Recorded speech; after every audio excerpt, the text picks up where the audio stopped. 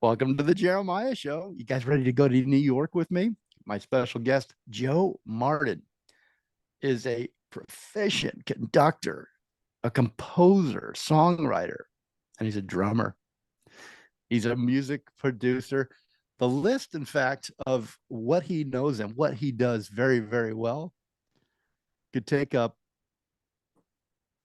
a minute or two at least, I would imagine, in introducing him. But I like to get to know Joe in his own words, but I'm going to give you a little bit of background. Joe Mardin, again, is a Berklee College of Music graduate, and he's the son of the famous and iconic Turkish American producer Arif Mardin.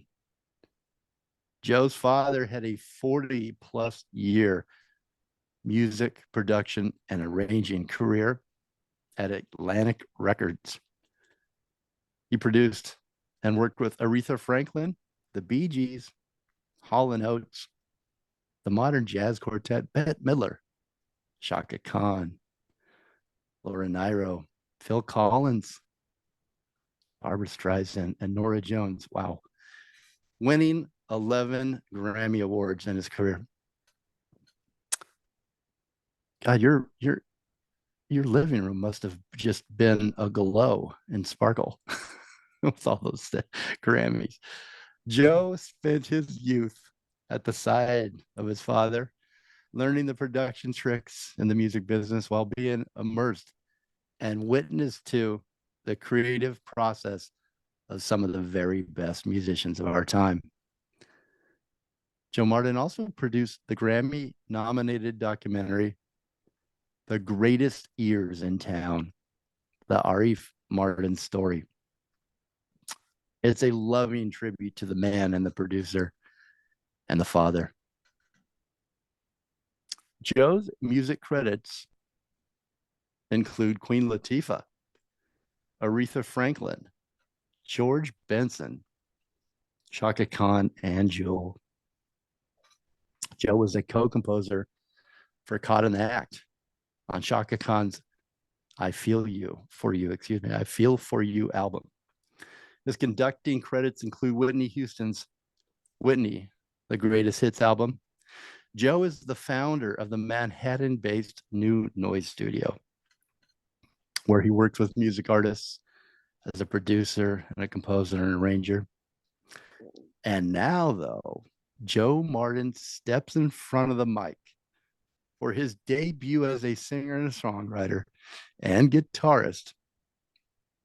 He describes it as garage pop. I love that. It's blues influence, as you're going to hear for yourself. And it's a fantastic new debut album by this inside outsider. Welcome, Joe. Welcome to the show. Thank you, Jeremiah. Thanks so much for having me. Well, congratulations on the album.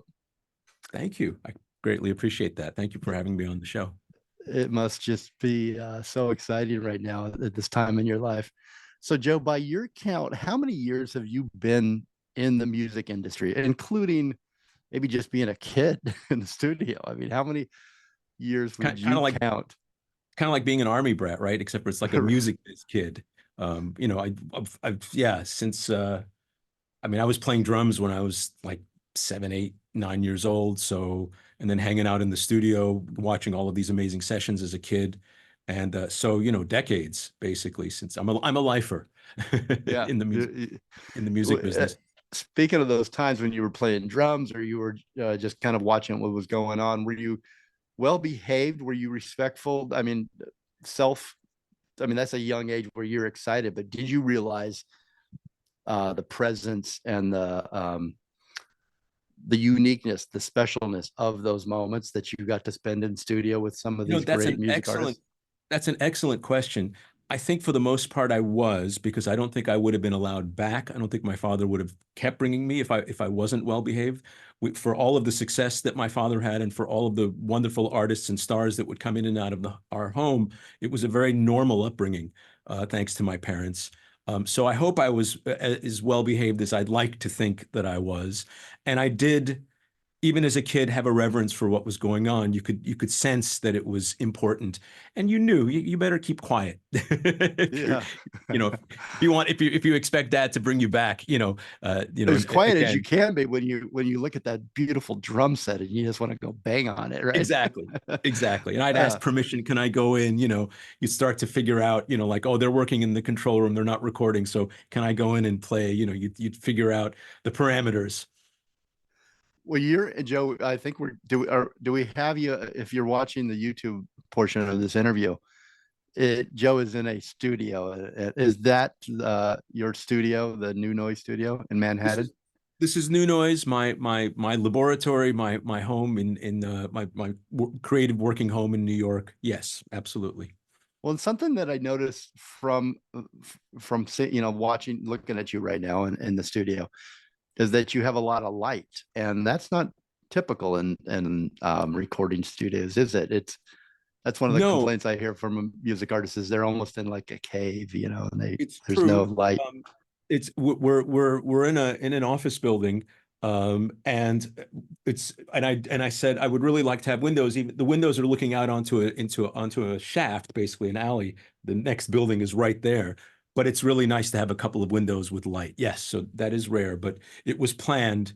I can't show you the view, but it's not Well, it's a really good view right here. I like all the equipment behind you and the Thank you. guitars Yes, and a lot of uh, collections of things through the years. Yes. yeah, I can see the drums and maybe even a piano there if my vision's right.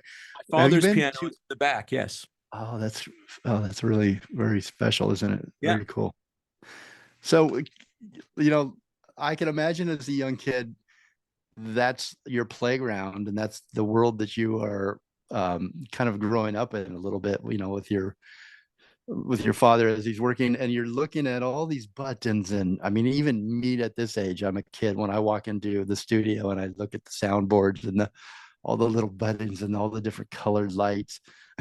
It's kind of cool. It's kind of mesmerizing. It's a little enticing, and you just want to touch everything. Absolutely. Tell us the story about you, Joe, when you first got that bug, that production bug from that side. What You happened? know, How did that happen? I mean, I'd like to think that I was well behaved when I got a little older and I was still hanging out at Atlantic Studios. Um, I would ask for permission if I could uh, mix tapes in a free room when the room wasn't in use. And I understood that there were safety tapes, safety multitracks, which were copies. So I would ask, can I go in and, practice mix this particular multitrack? So I would do that. And that was like an early part of my learning about how the console worked and learning about EQ and a rather extraordinary, rarefied, very privileged experience to have had in my teen years to be allowed to do this. But I hope I earned my keep too. I would help set up sessions. I would help make tape copies and things like that. So they put up with me. I hope I wasn't an overbearing teen, but it was quite a way to grow up. And you're absolutely right. You get bitten by the production bug. You get broadsided by all of this amazing stuff going on around you. Did you understand? I mean, everything you just mentioned. How old were you at that point when you started When I doing these would, things that you when I just was described? allowed to sort of go into a room and mix a safety tape, 15, 16, 17, somewhere around there. So But I you was had hanging out. observed. Sorry? You had observed, and you knew what you were doing, and but you wanted to practice. You wanted to. I knew what I was doing to the extent that I didn't break anything. In terms of whether there was any quality to what I was doing, that might be questionable. But I knew to the extent that I'd been around and I understood how things worked. I knew how to thread a tape machine. I knew how to clean the heads. I knew those things. So my dad was a carpenter, and Hmm. I tried to pound nails and frame homes, and I did it not very well. I wasn't a good carpenter, so I couldn't follow in my father's footprints. My brother did though, and he's an amazing carpenter. And you followed in your father's footprints in such a unique niche. I mean, how many people can say they followed in their father's footprints and do what you do? Run do producing and music for some of the biggest stars that have ever lived in the industry. And was your father proud of you? Do you think that you followed in his footprints, that so to speak, in a way? Yeah, he was very supportive. There was no how should I say? We had a great relationship, and especially when we were making his last album, the All My Friends Are Here album, on which the film The Greatest Years in Town is kind of documents the making of that record, where it was my father's music, his compositions, a lot of his lyrics, and I was helping him finish this record, and I would sort of we would sort of complete each other's musical sentences in a way. I could sense what Mm. he was wanting in the studio, and I would try to help convey that to the musicians. Um, so yeah, we had a wonderful relationship, and he was very supportive and always very encouraging. Yeah, Mm. How sweet, how special. very I got to special, see the very film. lucky. I want to tell everybody again, I'm going to mention this a few times, but the film is out. It's on the 53rd Grammy annual Grammy Awards. It was nominated for the music video long form category. The documentary, The Greatest Ears in Town, is the title. The Arif Mardin Story, and you can check it out. I looked this up, so this is current. You can get it on TUBI, YouTube. You can rent it, or Apple TV. So I'm going to check it out. I hope you do as well. Let's talk about you have so many, wear so many hats. I hate to put it that way, but you have so many skills and talents, Joe. You're Uh, kind. and and the and the latest is this new album, which we're going to get to in a moment. But before we get there, I wanted to get a better feel for you and what you go through, and learning these different skills and how you apply them to the various artists with various egos or various talents themselves. Um, okay, I'm going to list for you various jobs that you have great experience in. And if you would give me either one word or a sentence or two that fits the best fits that skill, and the skill that you call upon within yourself Sure. and that you use the most in that particular job. So for instance, producing, what is the big muscle that you pull from in You're producing? you're an advocate for the artist, really. You're there to help them realize their vision and to create an atmosphere of trust in the studio so that they can be the best that they can be. And that so they might even discover things about themselves creatively, that they might not have, thought to go there in a certain way. And you try to create an environment of safety and freedom and creativity, and really advocate for the artist. That's how I look at producing. Obviously, they're different. My father would say this too. There are many different types of producers. Yeah, songwriter producers, where it's almost like the artist is being cast by the producer, and it becomes almost more about the producer songwriter than it is about the artist. Or you have engineer producers who are more about making sure that everything goes down properly, gets recorded properly, and they might make occasional musical suggestions, but it's more about being their sort of collaborator sonically, and making sure that it's documented properly. And my father was more of like an arranger producer and would deal with the nuts and bolts of how the track would actually sound. But ultimately, what I really learned from him, and I think coming back to your question, the producer thing, is that you're there for the artist. You're the artist advocate, and you're there to help them make the best record that they can make. That sounds like a selfless act, almost. Your place, and it's to be that support for that artist, Yes, and it also. does. Go ahead. No, that was it, really. No, I was just, I mean, if you, in the film, my father talks about it a bit, and so does Phil Ramone, the great record producer. The sort of, you kind of have to be egoless to produce artists, but at the same time, Phil Ramone said, also kind of have to have the biggest ego in the room. It's a paradox, right? So, but really, I mean, I couldn't go into a production situation, and so how should I say, sort of force something on the artist. You can try to lead an artist in a certain direction, and you can, uh, ask them to indulge you to a certain thing where because you're acting in for what you think is on their best behalf. But at the end of the day, it's their record, it's their name on the record, it's their face on the cover, so to speak, and you're there to facilitate that and to make it as great, you know. Or George Martin says, you know, they're making the painting, but you're putting the frame around it. Mm-hmm. You have to earn, I would imagine, have to earn their respect in a very short amount of time. Otherwise, they won't take that advice, right? As an Yes. artist, so that you have to do it in such a way that it doesn't come off as ego or as I'm telling you your what you should do. You have to earn that respect and then start building off of that, I would imagine. You have to earn, I mean, hopefully the respect is there because you got the gig, but you have to earn the trust in the Trust, studio. yeah, better word. In, you know, in that, you know, that talk back relationship where you're basically saying, well, maybe you want to, you know, and there might be going, I don't really do that, but what's he getting at? And oh, well, all right, and then they try it, and it's like they might find something that they didn't realize maybe that they could approach singing a song in that way. Um, those types of things. And of course, when you're, I mean, I'm talking very specifically about dealing with just a singer at that point. When you're dealing with a band, it's a different type of a thing because bands are ecosystems to themselves, Well, and you that have, goes into conducting, right? And that was my next. yeah, in a way. Is that right? In, In a way. in a way, although when you're conducting, there's a little bit more of they're sort of the musicians are sort of serving you more. When you're dealing with a band, it's more like the UN. You're dealing with, like, you know, maybe 4 or 5 diplomats from, or a delegation from a certain country, and you're sort of trying to negotiate with them, you know. So it's a little slightly different analogy, maybe. How about mixing when you put on your mixing hat?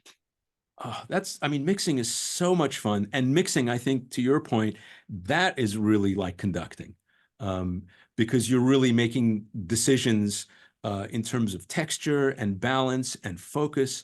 And it's also a little bit like cooking too.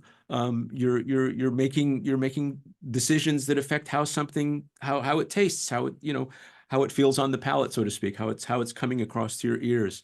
Um, Mixing really is I think it very much analogous to conducting. Obviously, the techniques are going to be very different, but I Mhm. think if your musicality and your values get applied in similar ways, in both those areas in similar ways. So in the first two, in producing and working with an artist, and then and conducting, producing, working with a band, and then conducting. Those two sound collaborative, and you're helping put this together the best possible way. Then you, as a mixer, you've got the ingredients, and now you're hoping that you have all the right Yes. ingredients, and you're working. Is this a solitary time, or do you take and mix and then take that back to the artist or the band? That's the way it's How you, become with your now. recommendations, or how does that That's work?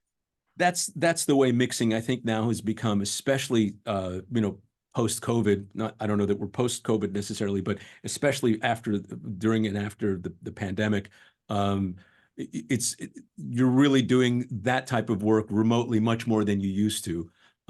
Because of, like, for instance, we're doing this interview remotely. It's just the technology has facilitated people not being on site, so to speak, nearly as much as they used to be. Back in the day, of course, it was more collaborative in the sense that people would show up, and sometimes input might be also because you didn't have the technology back in the day necessarily. You might be in a studio, you might have that studio for a day and a half to mix that song, and then doing a recall would be more expensive and would take up more time. So the artist would come by and listen and make sure that they were happy with it at that point. But now with all the mixing technology being all of this virtual technology and things being recallable instantly, um, it's just easier for people to comment at home or at their convenience, send you something, you work on it, you send it back. Or maybe you have a Zoom where or a session wire session where they have high quality audio at their end, and they ask you a few questions and they make a few suggestions as you work, and then you finalize the mix in that fashion. Um, so it's still, I think it's still collaborative to a certain degree, but to your point, mixing and mastering, I think, have become more solitary because of the greater technology, and also because of the pandemic. Okay. I was going to ask a ranger. How does that differ from, if for you? what do you call on as an arranger from your bag It, it it of depends on goods? the situation. I mean, when I was coming up, I did a lot more synthesizer and drum machine arranging, in the 80s and in the 90s. There was a lot more of that. But I always would also do the occasional string arrangement or orchestral arrangement on records where I had more MIDI oriented and technology oriented arrangements. But that was one way of arranging where people like me would sit at home with a bunch of synthesizers and drum machines and samplers and a sequencer, and you would basically work up the arrangement at home.